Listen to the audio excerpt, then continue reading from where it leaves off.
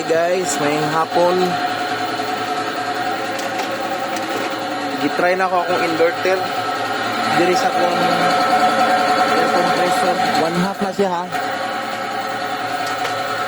Sa starting taas niya surge pero mo beep siya pero mo okay naman po.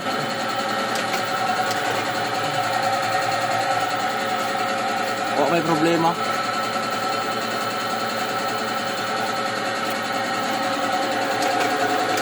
Power kay is not ay 3 kilowatt kun eh. Napay nakaload ani ref og kuan water dispenser nga non-inverter. Pero ang isa, ang katong ref inverter to. Watoy ka ba?